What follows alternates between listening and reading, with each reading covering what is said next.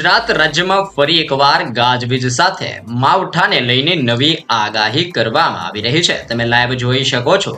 ઓમાનના દરિયાઈ કાંઠાના નજીકના ક્ષેત્રમાં સાયક્લોનિક સિસ્ટમ વાળો મજબૂત ઘેરાવો સક્રિય બનીને આ વિસ્તારમાંથી ધીમે ધીમે સિસ્ટમ આગળ વધતી હોય તેમ હવે ગુજરાતના વિસ્તારો તરફ આગળ ગતિઓ કરતી જોવા મળી રહી છે. તે ઉપરાંત બંગાળની ખાડીના સંપૂર્ણ ક્ષેત્રની અંદર પણ તોફાન સક્રિય બનતું હોય તેમ નવી અત્યારે વેસ્ટર્ન ડિસ્ટર્બન્સ સક્રિય બનીને દિશાઓ બદલીને આગળ વધતી હોય તેમ બાંગ્લાદેશના સંપૂર્ણ ક્ષેત્રની અંદર તબાહી મચાવી રહેલી જોવા મળી રહી છે. ઉત્તરીય ભારતના સંપૂર્ણ વિસ્તારમાં બરફ વર્ષાનો માહોલ જોવા મળી રહ્યો છે અને દક્ષિણીય ભારતના અનેક વિસ્તારોની અંદર પણ અરબી સમુદ્ર અને બંગાળની ખાડીના દરિયામાં સક્રિય બની રહેલા મજબૂત તોફાની ઘેરાવા અને સિસ્ટમના તોફાની દબાણને લઈને હવે પછી આ વિસ્તારોમાં ભયંકર જોર વધતું હોય તેમ તમે જોઈ શકો છો. ઠેર ઠેર વિસ્તારમાં નવા સિસ્ટમના ઘેરાવા સક્રિય બનીને આગળ વધી રહેલા જોવા મળી રહ્યા છે. સિસ્ટમની અસરને લઈને નેપાળના સંપૂર્ણ ક્ષેત્રથી બાંગ્લાદેશના વિસ્તારમાં, ઉત્તરીય ભારતની અંદર કાશ્મીરના ક્ષેત્રથી હિમાલયના વિસ્તારની અંદર અને દક્ષિણીય ભારતની અંદર ખાસ કરીને શ્રીલંકાના ક્ષેત્રથી લઈને હવે પછી અંદમાન નિકોબારના તટીય વિસ્તારમાં રીતસરનું જોર વધતું જોવા મળવાનું છે. અફઘાનિસ્તાનના ક્ષેત્ર, ઓમાનનો વિસ્તાર અને ઈરાનના ક્ષેત્રમાંથી સિસ્ટમો દિશાઓ બદલીને આગળ વધતી હોય તેમ હવે પછી ગુજરાતના વિસ્તારોની અંદર સિસ્ટમો મોટો વળાંક લઈને ગતિઓ કરતી જોવા મળવાની છે.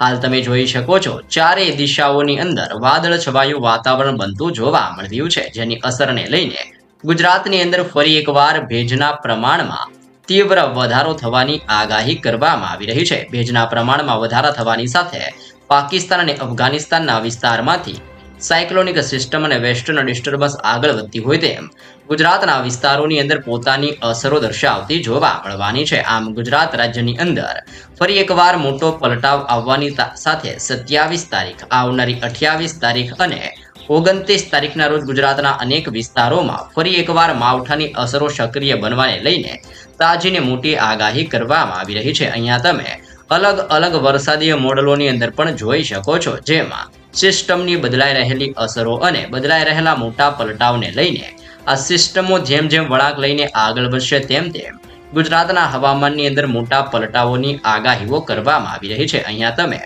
ભારત દેશનો નકશો પણ જોઈ શકો છો, જેમાં અનેક વિસ્તારોમાં વરસાદની આગાહીઓ કરવામાં આવી રહી છે, જેમાં ખાસ કરીને લાહોરના ક્ષેત્રથી લઈને નવી દિલ્હીના વિસ્તારોની અંદર અને કાશ્મીરના વિસ્તારમાં હજી પણ બરફ વર્ષાનું તીવ્ર સંકટ ઘેરાઈ રહ્યું છે. નેપાળના ક્ષેત્ર અને બાંગ્લાદેશના સંપૂર્ણ વિસ્તારોની અંદર ઠેર ઠેર પંથકમાં હળવાથી મધ્યમ વરસાદની આગાહીઓ કરવામાં આવી રહી છે. તો દક્ષિણીય ભારતના આ સંપૂર્ણ ક્ષેત્રની અંદર મોટા પલટાવ આવતા હોય તેમ મુંબઈના ક્ષેત્ર અને ગોવાના વિસ્તારોની અંદર પણ ભયંકર દબાણની સાથે માવઠાનું સંકટ હાલ ટોળાતું જોવા મળી રહ્યું છે. આગાહીકાર અંબાલાલ પટેલની તાજી આગાહી પ્રમાણે અત્યારે અરબી સમુદ્ર અને બંગાળની ખાડીના દરિયામાં ફરી એકવાર તોફાન સક્રિય બનતું જોવા મળી રહ્યું છે. જેમ સિસ્ટમનું જોર વધશે તેમ પ્રી મોન્સૂન એક્ટિવિટીને ચોમાસું આગળ વધતું જોવા મળવાનું છે. હાલ અત્યારે દક્ષિણીય ભારતના સંપૂર્ણ વિસ્તારમાં વરસાદીય માહોલ જોવા મળી રહ્યો છે.